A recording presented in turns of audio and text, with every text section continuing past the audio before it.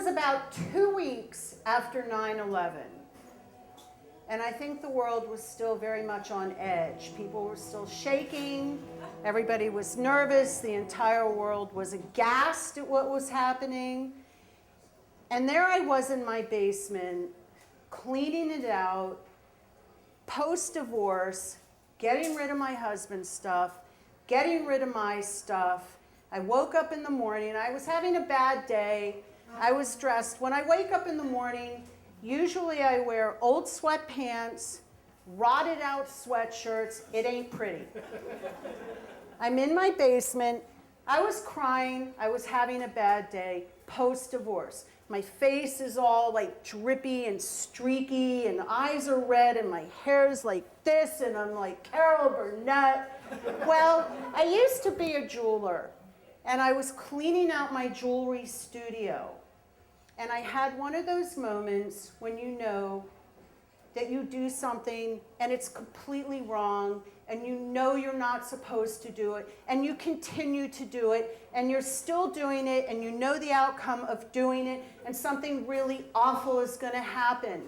And something awful happened.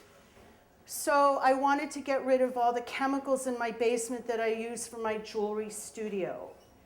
And I took an old coffee can, and I poured the hydrochloric acid into the coffee can. And then I took the sulfuric acid, and I poured it into the coffee can.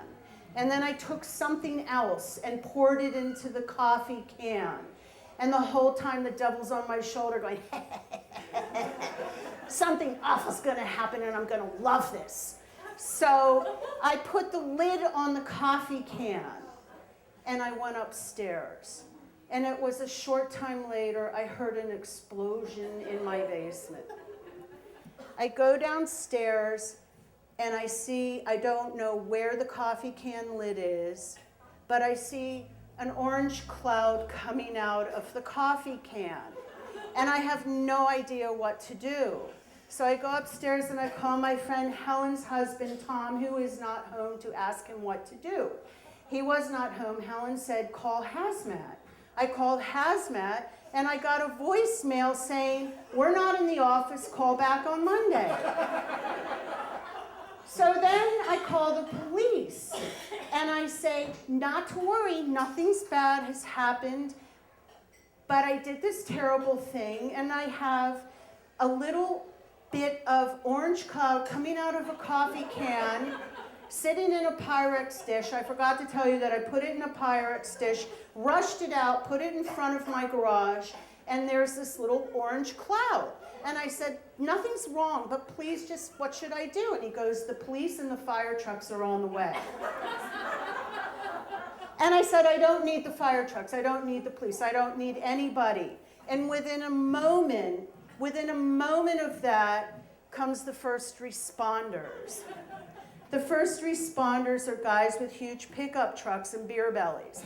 So they come to my neighborhood, which is a very quiet neighborhood on the edge of Valley Forge Park, and the guy parks his truck on the opposite side of the street, and he gets out the orange cones to direct traffic. And if there are 5 cars in the course of a day, that's like a really busy day. And then he gets out and he leans up against his truck after he's put the cones like,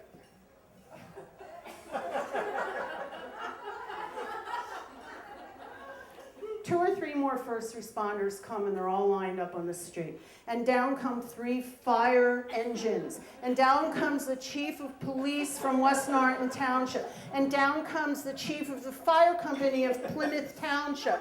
And then out come all my neighbors who don't know whether I'm dead or alive. I could die in that house for 2 months and they wouldn't know it. And they're all standing on the front lawn, and they're all looking. There's like 50 neighbors.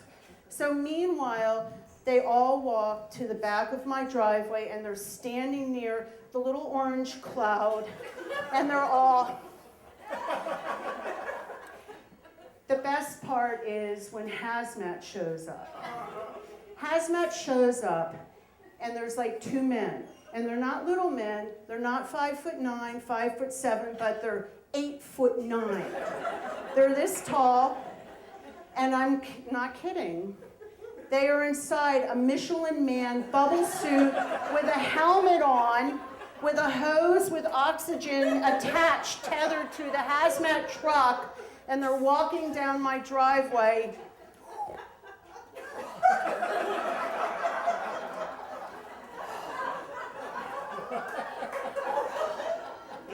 Meanwhile, my bird bath, all my little sparrows and finches are taking baths, and they're about 6 feet from the orange cloud, and they're all fluttering, and they're all having a good time, and Hazmat's there, and all these other people, and Hazmat says to me, he goes, "Do you have any baking soda?"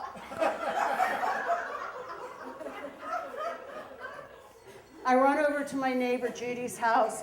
She bakes. Thank God she bakes. She bakes so much it's ridiculous. I said, "Judy, do you have baking soda?" So she hands me 5 boxes of baking soda. I come back with the baking soda. Hazmat goes to the little can. He goes,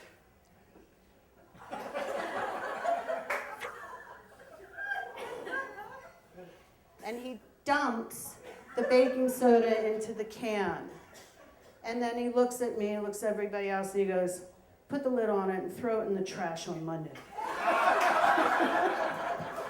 True story. Says it's now been neutralized and there's nothing wrong with it. And in that course of this particular day, I had said to the chief of police of the Plymouth Township, "Is this absolutely necessary?"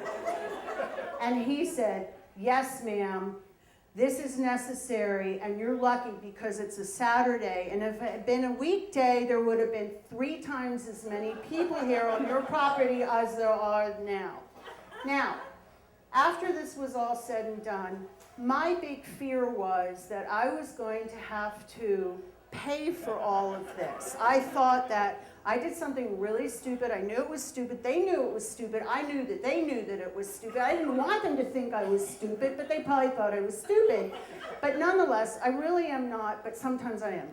So I did not have to pay for it. But then when I reflected back at all of this, I thought, you know what?